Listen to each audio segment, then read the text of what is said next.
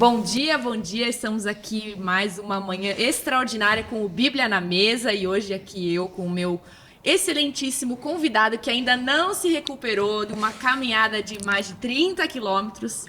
Aliás, fizeram 30 quilômetros e ainda foram fazer uns 9 quilômetros antes só para dar aquela aquecida, né? Claro. Então, fechou uns 40 quilômetros. Culpa do Giba, que falou que era rapidinho. Os 15 minutos do Giba, que sempre são mais... Mas é uma honra, Cal, ter você hoje como nosso convidado aqui no Bíblia da Mesa. Que alegria ter você aqui sorrindo pra mim. Eu fico até mais animado quando você tá aqui junto comigo. Que bom. E aí, resumindo em uma frase a sua experiência na Serra dos Órgãos, Rio de Janeiro? É o seguinte, viver preparado é bem mais fácil do que você chegar lá e achar que vai conseguir. Então uma travessia começa no teu dia a dia, lá na tua casa, na tua rotina. Quando você for treinar e não entender porquê, continue treinando para saber que um dia quando te chamarem, você vai estar prontinho para cair para cima. E é verdade que é a vista mais bonita?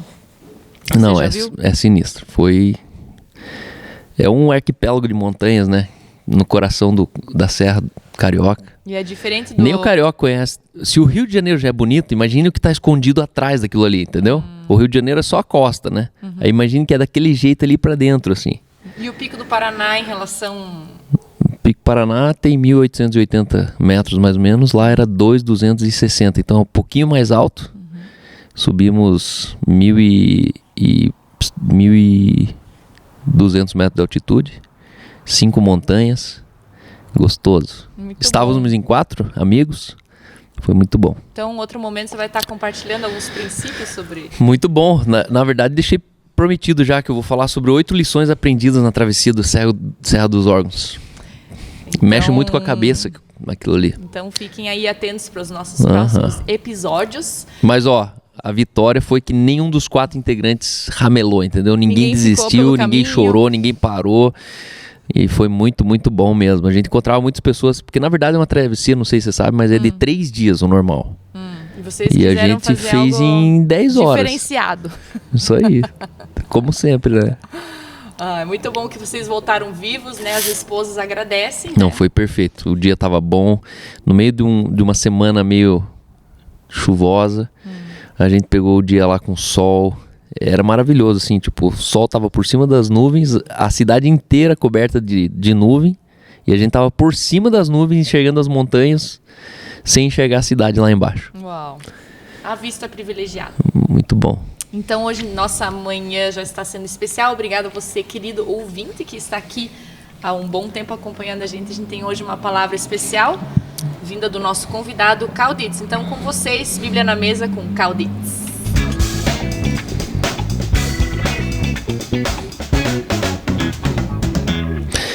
Muito bem, pessoal. Então, hoje, sexta-feira, dia 19 de julho, nós queremos compartilhar com você uma palavra sobre salvação e eternidade. Eu acredito que das maiores confusões hoje dentro do assunto da espiritualidade é a ideia de inferno e céu. E hoje eu gostaria de trazer um pouco do entendimento mais claro sobre aquilo que nós precisamos entender sobre céu e inferno. Só que não se pode entender céu e inferno se você não entender a diferença entre salvação e eternidade. Você sabia que ser salvo e ser eterno são 2 estágios, são 2 condições de vida. E isso é difícil porque nós entendemos no Evangelho que ser salvo e ser eterno é a mesma coisa. Tanto que a gente fala sobre ir para o inferno. E aí salvação e eternidade são 2 coisas diferentes. João 3,16 diz: porque Deus amou o mundo de tal maneira que deu seu Filho único para que todo aquele que nele crê não pereça, mas tenha vida eterna. E olha que interessante, ele diz não pereça, mas tenha vida eterna, ou seja, não ser eterno significa que a gente vai perecer. E perecer é uma coisa perecível, é uma coisa que é destrutível, é uma coisa que ela se desintegra. A palavra perecer aqui fala de você voltar ao pó. E Adão, quando pecou, ele começa dizendo assim: Adão, não coma do conhecimento do bem e do mal, daquela árvore do conhecimento do bem e do mal, porque o dia que você comer dela, certamente morrereis. Porque do pó você veio, do pó você voltará. E aqui que João 3,16 está se referindo a voltar ao pó. Do pó você veio, do pó você voltará, para que todo aquele que nele crê não volte ao pó, não pereça. E aí se confundiu a ideia que a gente vai para o inferno, e no inferno a gente vai ficar perecendo, mas então a gente não vai voltar ao pó. E aí tem uma confusão muito grande hoje, por quê? Porque o crente ele pensa que quem não nasce de novo, quem não se converte, ele vai viver eternamente no inferno queimando no lago de fogo. Só que se alguém vai para o inferno queimar no lago de fogo, isso significa que existe vida eterna fora de Jesus. Porque não tem como ir para o inferno e ficar no inferno se você não for eterno. Só que o grande mal da humanidade é justamente que nós perdemos a eternidade quando nós conhecemos o mal. O homem, enquanto alma vivente, Adão, primeiro Adão, ele já era um ser eterno. A ideia de morte não existia. Quando Adão conhece o mal, que ele peca, e aí a gente conhece isso como a queda. Na queda, a morte entra no mundo. Quando a morte entra no mundo, essa morte é física. Tanto que o texto ele está bem claro dizendo: do pó você veio, agora do pó você voltará. Só que esse é o porém. O homem ali ele perdeu a eternidade. Essa é a grande gravidade da queda. O homem perdeu a eternidade. E aí o texto ele segue dizendo: porque Deus enviou seu Filho ao mundo, João 3,17, não para condenar o mundo, mas para salvá-lo por meio dele. Deus enviou seu Filho ao mundo para salvar o mundo. E aí a minha pergunta é: se Deus enviou Jesus, seu Filho, para salvar o mundo, a minha pergunta é: o mundo está salvo ou não está salvo? Porque se o mundo não está salvo, Jesus falhou na missão. Mas se Jesus cumpriu a missão, quando ele gritou está consumado, está cumprido, está feito, isso significa que eu preciso começar a entender que o mundo está salvo. Calma, então todo mundo vai para o céu? Não, porque ser salvo não é para o céu. Ser salvo é ser livre do inferno. Nós fomos salvos de uma condenação. Nós em Adão estávamos mortos em delitos e pecados, e por conta do pecado de Adão, nós fomos sentenciados, nós fomos condenados à perdição, à morte eterna. E esse é o ponto. A morte eterna significa que nós estaríamos impossibilitados de adentrar a eternidade e viver na comunhão com o Criador. E aí passa milhares de anos e Eclesiastes ele ainda cita: eis que Deus plantou a eternidade no coração do homem. Você percebe que em Adão ele perdeu a eternidade. Em algum momento ele sugere que em alguns homens ele plantou a eternidade. E aí depois de Jesus, a gente precisa entender que aquele que nele crê, todo aquele que nele crê, não desapareça, mas tenha eternidade. Ser salvo e ser eterno são duas dimensões de vida. Então, eu costumo dizer assim, Jesus ele viu um mundo sentenciado ao inferno, tanto que quando ele é crucificado, ele desce até o inferno. Ele salva pessoas que estavam injustamente mortas na morte eterna, naquela condição de inferno, e ele tira as pessoas dali, pega as chaves do inferno da morte, e agora ele leva a gente no 0 a 0. Em outro texto, 2 Coríntios 5,19 diz: pois Deus em Cristo, não é agora, não é hoje, é em Cristo, na obra de Cristo, Deus estava reconciliando consigo mesmo o mundo. Ser reconciliado com o mundo não fala sobre salvar o mundo para a eternidade, fala sobre tirar a eternidade, a humanidade da condenação. Deus reconciliou consigo. Por quê? Porque em Adão nós fomos condenados a uma vida de morte, uma vida de juízo, uma vida de castigo, uma vida sem a comunhão com o Pai. E aí nós precisamos entender que Deus estava em Cristo consigo reconciliando o mundo, não os crentes. E aí aqui a gente precisa entender duas coisas. O mundo está salvo e o mundo está reconciliado. Agora, essa é a mensagem que o texto diz: como crerão se não há quem pregue? Como alguém vai ter acesso à salvação se ninguém contar para eles que eles são salvos? Então, salvação hoje é uma boa notícia de algo que já aconteceu, não que vai acontecer. Nós estamos evangelizando de maneira equivocada. Nós perguntamos se a pessoa quer ser salva. Mas na verdade, ela olha confusa e fala: mas salvo de quê? Eu não estou perdido? Eu não estou me afundando, não estou me afogando, não estou endividado, eu não estou... Sabe quando você chega para uma família funcional hoje e fala assim: porque vocês estão perdidos. Deus quer salvar vocês, que vocês estão perdidos. E aí a pessoa fica olhando: o que ele está falando? Perdido de quê? E aí note, para você ser salvo, você precisa estar em uma condição de... Ninguém... Imagine que eu pego agora aqui, dou uma gravata na Aline, começo a arrastar ela. Ela vai estranhar e falar: meu, o que você está fazendo? Não, estou te salvando. Mas salvando de quê? Eu não estou me afogando, não estou engasgado, não estou... Então, note que quando a gente foi salvo de um estado. E esse estado era de condenação. Só que a questão é: Cal, então você é universalista, você está dizendo que está todo mundo salvo, então todo mundo vai para o céu. Não. Nós não fomos salvos para ir para o céu, nós fomos salvos para ganhar de novo o direito de optarmos pela eternidade. Só que se Jesus salvasse todo mundo e mandasse todo mundo já para o céu, seria tão injusto quanto Adão, que ele pecou e teoricamente mandou todo mundo para o inferno. A Bíblia diz que porque Adão pecou, todos pecaram. Isso foi injusto. A condição de Adão se estendeu sobre todos os homens injustamente. Se Jesus salvasse todo mundo e jogasse todo mundo para o céu, também seria injusto, porque tem gente que talvez não ia querer ir para o céu. Nós seríamos manipulados, nós seríamos literalmente obrigados a algo que nós não escolhemos. Então vem Jesus, reconcilia consigo mesmo o mundo para Deus, e agora a gente está no estado de justificado. Estamos justos. E agora, para todo aquele que nele crê, ele sai dessa condição humana e ele tem eternidade.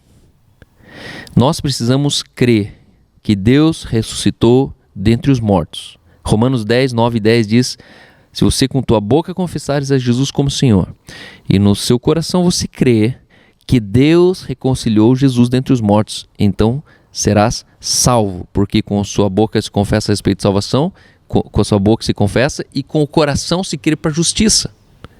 Então essa confissão, essa declaração, não é só para você sair de um estado que você estava, mas é para você entrar num lugar que você nunca foi, que é o novo nascimento. Por isso nós não precisamos concordar com Jesus e aceitar Jesus como algo que eu coloco no bolso e me torno agora com imunidade para ir para o céu. Não, nós precisamos nascer de novo. Nascer de novo significa que eu era alma vivente e agora eu me torno espírito vivificante. E esse espírito vivificante é que herda a vida eterna. Então hoje nós temos uma multidão de salvos, que é toda a humanidade. Toda a humanidade está salvo. Se o mundo não está salvo, Jesus falhou na missão. Só que esse é o ponto. Para que Jesus salvou a humanidade? Para nos devolver de novo o direito de optarmos para uma vida eterna com Ele ou longe dele. Cal, então o que acontece se uma pessoa que é salva, ela não nascer de novo? Eu, Cal Dietz, firmemente creio que essa pessoa do pó ela veio e do pó ela voltará. Por quê? Porque ela não é espírito. Para alguém ser espírito, a gente precisa nascer de um espírito. Para alguém ser cachorro, tem que nascer de outro cachorro. Para alguém ser pato, tem que nascer de um pato. Para alguém ser divino, tem que nascer do divino. E nós, enquanto seres humanos, como criatura, nós não somos divinos. Agora, quando eu nasci de novo, eu deixei de ser alma vivente, descendência do primeiro Adão. E a Bíblia agora chama eu de descendente do último Adão. E ali eu me torno espírito vivificante, ou seja, além de eu ter vida eterna em mim, eu tenho poder em mim de dar vida. Por isso que hoje, quem é nova criação, nós temos em nós, pelo poder do Espírito que habita em nós, poder para darmos vida. vida para relacionamentos, vida para circunstâncias, vida para corpos físicos. Entenda que Jesus, o corpo físico, Jesus enquanto homem, ele estava morto. Mas o Espírito de Cristo que estava nele, a vida do Espírito dentro de um corpo morto, vivificou um corpo mortal, tirando ele do estado de morte. Nós temos hoje como novo nascimento, no novo nascimento, como nova criação, nós temos poder sobre a enfermidade, temos poder sobre o câncer, temos poder sobre a pobreza, temos poder sobre circunstâncias desfavoráveis, temos poder sobre principados, sobre potestades, e nós temos poder para dar vida. Dar vida a um contrato morto. Dar vida a uma causa judicial que está engavetada. Nós temos poder na língua, na palavra, de trazermos vida. O mesmo Espírito que ressuscitou Jesus dentre os mortos é o mesmo Espírito que agora está em você. E esse Espírito vive eternamente. Por isso Jesus falou, quem crê em mim, passou da morte para a vida. Ainda que ele morra, ele vive eternamente. Quem não crê em mim já está condenado. Essa condenação não é para o inferno. Essa condenação é a condenação de Adão. Que do pó você veio, do pó você voltará. Se pecar, se não crer em Jesus, leva alguém para o inferno, por que Adão não foi o primeiro a ir para o inferno? Se o pecado tem poder para levar alguém para o inferno, por que Adão não foi sentenciado ao inferno quando ele pecou? No contexto de Adão, você vê que o inferno nem entra em questão. A questão é que a morte passou a reinar pelo pecado. O aguilhão da morte era o pecado, o aguilhão do pecado era a morte. E nós éramos sepultados pela morte através do pecado. E isso era injusto. Deus ele olhou isso e viu que o justo estava morrendo injustamente por conta de uma decisão de Adão. E aí em Cristo Jesus, ele reconciliou consigo o mundo. E hoje o mundo está no 0 a 0.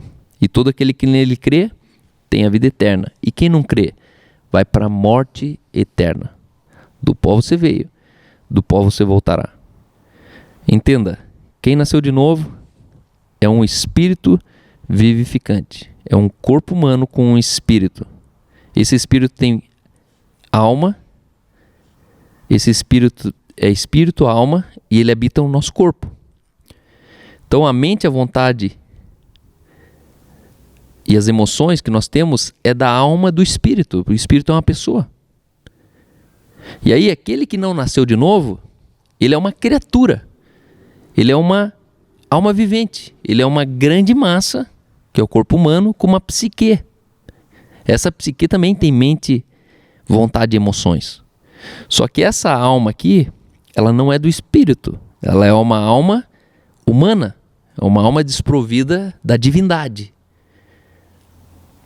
E aí a gente precisa entender que são dois protótipos. Por isso, se alguém está em Cristo, ele é uma nova criação. A palavra criação vem de protótipo. Ele é um outro protótipo de ser humano. Por isso que a vida depois de Atos, nós precisamos entender que quando nós recebemos poder para sermos feitos filhos de Deus, a palavra poder fala de exousia. E ali nós recebemos uma autoridade sobre a nossa humanidade. E agora eu não sou mais meramente humano, mas agora eu sou um espírito em forma humana, em estado humano. Exatamente a mesma condição que Jesus estava na terra. Ele era um espírito em forma humana, mas ele não era meramente humano. Ele era a divindade incorporado na humanidade. Mas então por que, Cal, que Jesus teve que vir para a terra? Porque a única maneira de uma divindade ter acesso à autoridade sobre a criação é tendo um corpo. Porque espírito não pode interferir na criação. Então você está num estado humano hoje, tem mais responsabilidade sobre você na terra do que você na eternidade. Por isso que é importante eu e você, nós entendemos que se Deus quer fazer algo nesse tempo, nessa geração, vai ser impreterivelmente através de mim e de você. Deus precisa de um corpo para interferir na criação. Ah, mas ele não pode interferir de outras maneiras? Ele pode interferir com sinais, prodígios, maravilhas. Mas a autoridade da terra está sobre os homens, não sobre Deus. Deus, ele deu autoridade aos homens. E ele diz, tenha domínio, exerça um domínio sobre a terra, sobre a criação.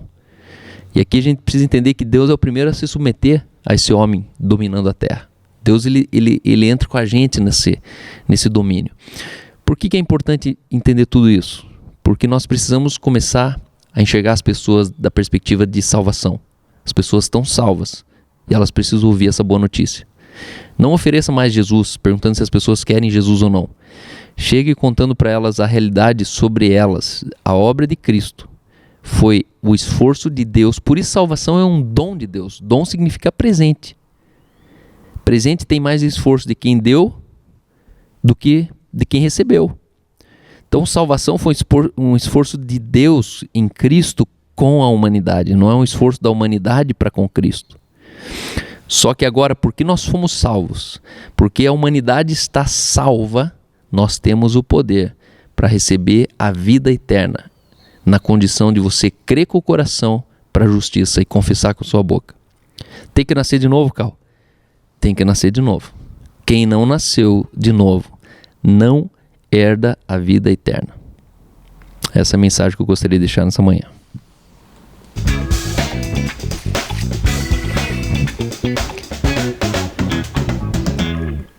Uau!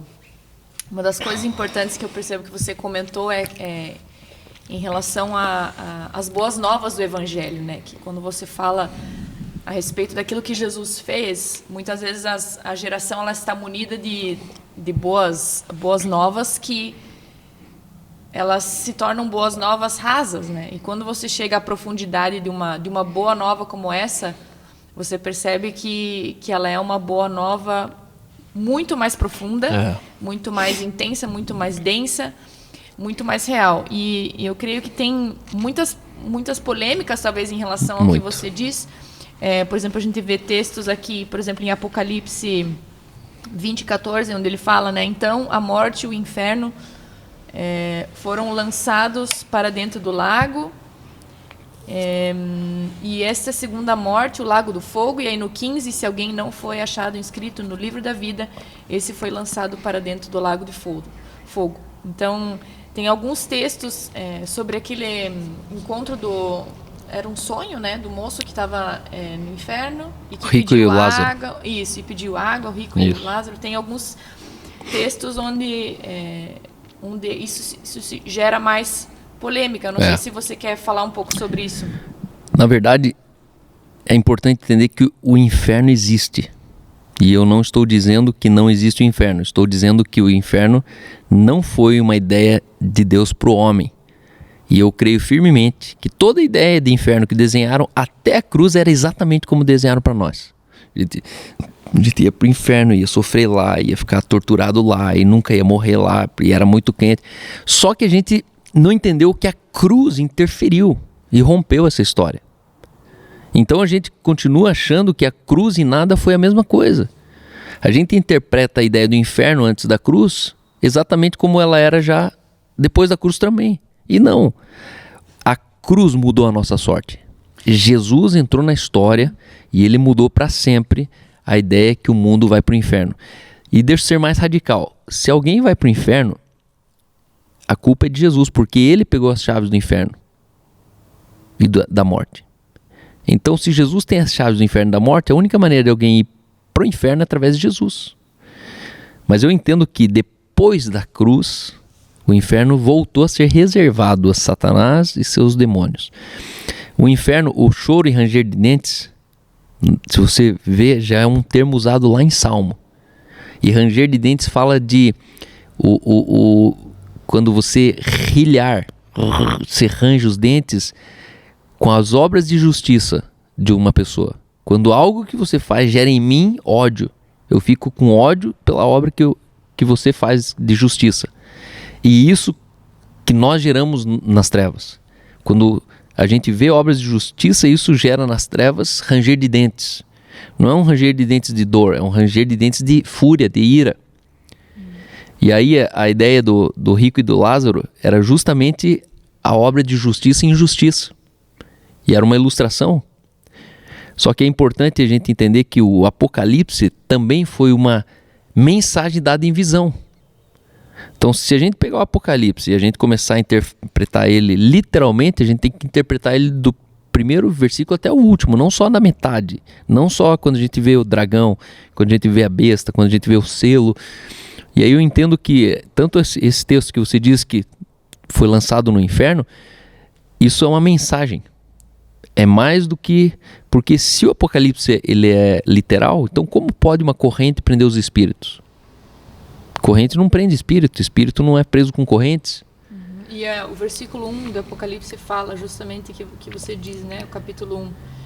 Ela que é a revelação de Jesus Cristo, isso, que Deus deu para mostrar aos seus servos as coisas que em breve devem acontecer. Então, tudo isso é para ser revelado Jesus Cristo, né? E o que eu vejo que é muito importante em relação ao inferno é que a nossa mensagem se tornou uma mensagem de medo ao mundo. E o medo, ele não é um elemento do reino de Deus. O medo, ele é totalmente o contrário.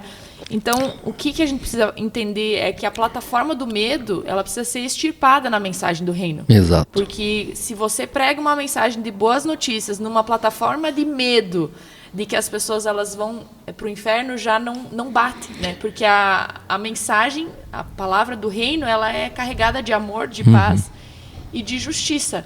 Então, a própria mensagem de Jesus, ela não era uma mensagem centrada no inferno. Se você olhar a maneira como ele compartilhava, como ele encontrava as pessoas, a centralidade da mensagem dele não era essa. E por que dói tanto na religião falar sobre isso? Porque se nós tirarmos essa ideia do inferno, nós acabamos de matar o ministério de evangelização da religião. O maior evangelista de todos os tempos na religião foi o medo de ir para o inferno. O medo de ir para o inferno salvou mais gente do que na expectativa de a gente ir para a eternidade. No fundo, as pessoas nem estão muito preocupadas com a eternidade. Elas estão preocupadas em só não ir para o inferno. Só que no reino de Deus, nós não nos movemos por culpa e nem por medo.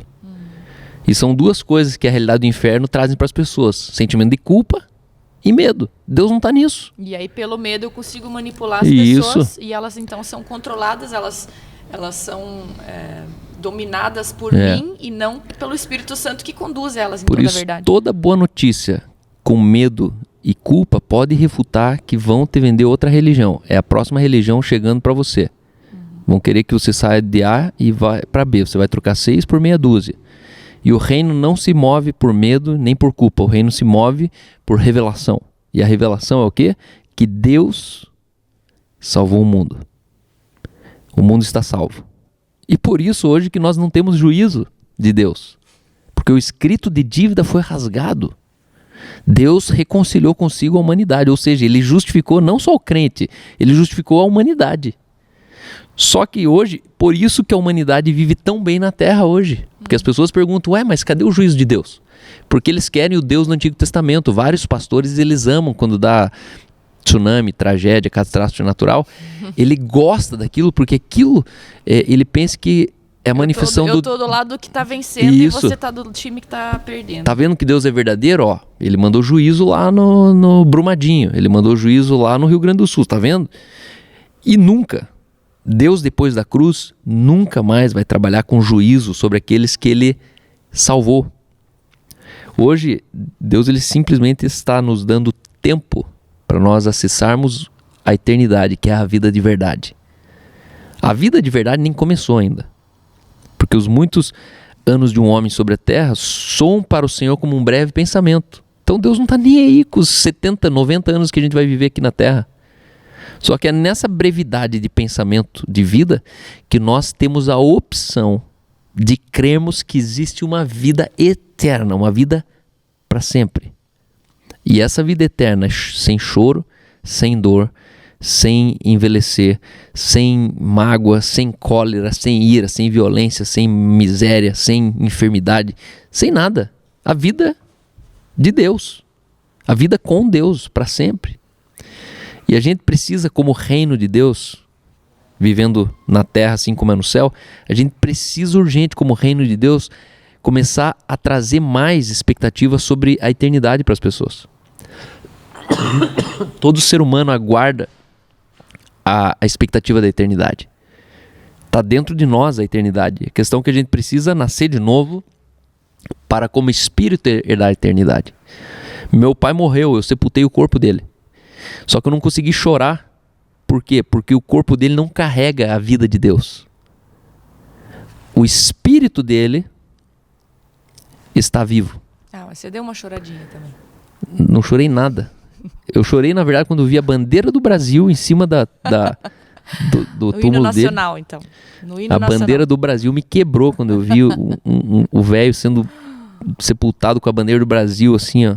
E você vê o legado dele numa nação, né? Anos de choro, de labor, de socorro, de misericórdia, de ministério, numa terra como a nossa. E eu chorei de alegria, por quê? Porque eu desfruto do serviço de homens como meu pai. Nós vivemos num país, em uma cidade, hoje principalmente de primeiro mundo, porque homens justos nos antecederam. Homens justos oraram pelo bairro, pela cidade que eu moro hoje. Homens justos se mobilizaram em posicionamento contra Satanás e seus demônios, né? Meu pai foi esse homem na cidade aqui. Essa cidade não é boa porque ela é melhor que as outras. Ela é boa porque ela hospedou homens bons. Homens que tinham consciência do reino e da justiça de Deus para uma cidade. Muito bom. Estamos chegando ao fim do nosso episódio dessa sexta-feira. Eu queria que você desse, então, suas considerações finais e, se possível, também orasse com a gente.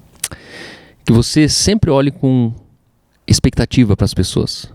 Deus, ele ama o mundo. O mundo, Deus tanto amou. Então, o mundo, ele não está falando do sistema mundânico que opera nesse mundo. Ele está falando sobre a criação. Então, cuidado com esse discurso que isso aí é do mundo, não seja amigo do mundo, Deus odeia as coisas do mundo. Não. Deus, ele odeia o sistema que tenta operar nesse mundo, mas tudo que ele criou é bom. E o ser humano é uma obra perfeita criada por Deus. Deus deseja que todos os homens sejam salvos. Essa é a predestinação de Deus sobre a humanidade. Todo homem ser salvo. E nós sabemos que ele fez a parte dele. Por isso nós temos a opção hoje de recebermos eternidade e termos uma vida de prazer completa com ele. Por isso ele diz, importa nascer de novo. Não é aceitar uma condição, não é pagar uma prenda, não é pagar um sacrifício, não é você ter uma vida devota. Não, é nascer do Espírito, nascer de Deus. E eu quero fazer esse convite nessa manhã. Você que me ouve, talvez você nunca passou por isso. Talvez você cresceu nessa salada de fruta da religião, como eu. E esse é um problema de quem cresce na igreja. Que a gente conhece primeiro a igreja, depois Jesus. E no meio daquela bagunça tem que procurar Jesus na equação. E hoje eu estou aqui para te dizer, Jesus é real. Ele morreu e salvou o mundo está salvo. Mas tudo aquele que nele crê é o único que não perece e pode viver eternamente. E eu quero convidar você a nascer de novo nessa manhã, a você crer de todo o seu coração que existe uma vida após essa vida. Uma vida que é de verdade, uma vida que ele nos preparou para viver. E essa vida, ela é uma realidade. Depois que você nascer para essa vida, você vai descobrir que dentro do campo do reino de Deus ainda existem dois tipos de pessoas. Aqueles que são eternos, aqueles que são salvos, aqueles que são nascidos de novo, mas daqueles que são convertidos. Depois tem uma segunda etapa ainda. Então existe o salvo, agora existe o renascido, e depois dos renascidos ainda existe uma terceira etapa que são os realmente convertidos, que conseguem viver a dimensão do céu na terra. Aqueles que já conseguem manifestar a natureza divina de Deus em nós na terra, não na eternidade. E não é todo mundo. Por isso a Bíblia diz, agora desenvolva a salvação que vocês têm. Como que eu posso desenvolver a salvação? Entendendo que primeiro eu fui salvo, nasci de novo, e agora nascido de novo eu quero ter uma vida de convertido. Eu me converto. Aquele que mentia não mente mais, aquele que roubava não roube mais, aquele que furtar, que traía não trai mais. O que é uma vida convertida? Uma vida que você mudou todas as direções, todos os rumos. Você era cobiçoso, não cobiça mais. Você era violento, não é mais violento. Não é uma conversão de ficar fazendo as coisas, é uma conversão de você deixar de fazer tudo aquilo que as pessoas diziam que era humanamente impossível. Então, feche seus olhos onde você estiver, abra suas mãos, em atitude de receber a boa palavra de Deus nessa manhã. Aonde você estiver, no mundo inteiro, dentro de um carro, dentro de um metrô, dentro do teu quarto, dentro de uma sala, aonde a minha voz chegar agora, não importa se é dia 19 de julho, se é daqui 10 meses, daqui 10 anos, daqui 100 anos, essa palavra que eu estou te dizendo, ela já tem mais de 2000 anos.